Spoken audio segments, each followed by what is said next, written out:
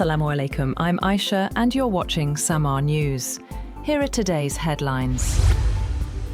US President Donald Trump says Iran has taken too long to reach a deal with Washington and will now have to pay the price amid ongoing tensions and reported diplomatic efforts. In a Truth Social post, Trump called Iran's military a complete and total mess and said the country is all talk and no action, adding that the bully of the Middle East is dead. His remarks came as reports indicated Qatari negotiators traveled to Tehran to continue efforts toward a possible agreement following consultations with the United States.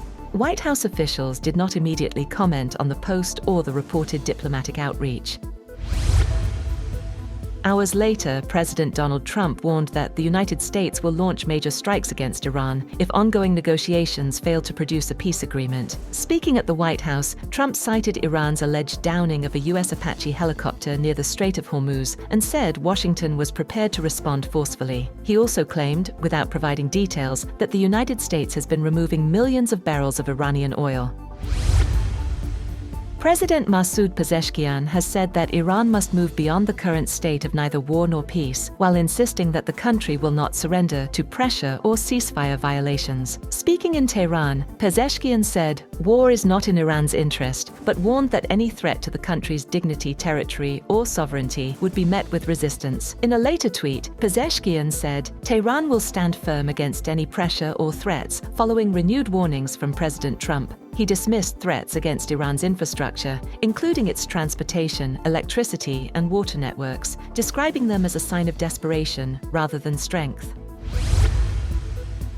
Iran's Revolutionary Guards have said they carried out attacks against a US base in Jordan and 21 other targets in the Gulf in retaliation for American strikes around the Strait of Hormuz. Iranian media reported that the Iranian strikes, which included attacks in Kuwait and Bahrain, came after the US military said on X it had targeted Iranian air defense, ground control stations, and surveillance radar sites near the Strait. The Revolutionary Guards said they targeted 4 sites at the US Al-Azraq base in Jordan using long-range missiles. They said the targets included F-35 fighter jet hangars and a command and control center, and warned they were ready to deliver a crushing and decisive response to any further US attack.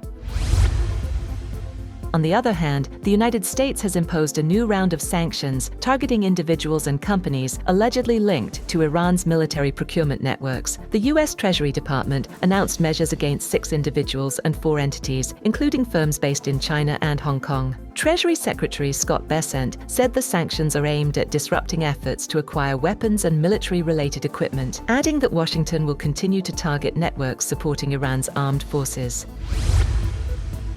The Board of Governors of the International Atomic Energy Agency has approved a US-backed resolution requiring Iran to declare its remaining enriched uranium stockpiles and grant inspectors access to verify them. The measure passed with 21 votes in favor, 3 against, and 10 abstentions. The resolution comes amid growing concerns over the fate of uranium believed to have survived attacks on Iranian nuclear facilities and could further complicate ongoing negotiations between Washington and Tehran over Iran's nuclear program. Meanwhile, Iran has strongly condemned the resolution passed by the International Atomic Energy Agency and vowed to defend what it called its inalienable rights to pursue peaceful nuclear activities. In a statement issued by Iran's permanent mission in Vienna, Tehran accused the IAEA of politicization and questioned the agency's credibility, arguing that it had failed to adequately respond to attacks on Iranian nuclear facilities. The statement also criticized the United States for pursuing what it described as hostile actions while simultaneously calling for diplomacy, insisting that any diplomatic solution requires good faith from all sides.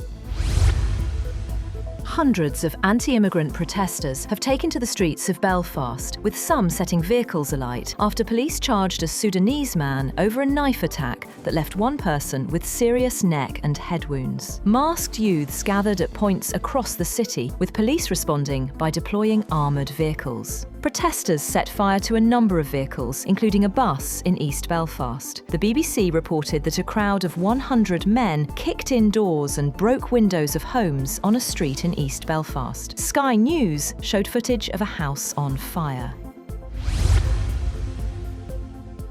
At least 12 people have been killed and 9 injured when gunmen opened fire at an informal settlement in Cleveland, east of Johannesburg. Police said in a statement that they had launched a manhunt for more than 10 suspects following the attack at the Jumpers informal settlement. They said the suspects arrived in a white Toyota Quantum, entered the settlement from 2 access points, and opened fire at multiple locations before fleeing in the same vehicle. That's all for now. For more updates, visit www.samaa.tv. Thank you for watching Samaa News.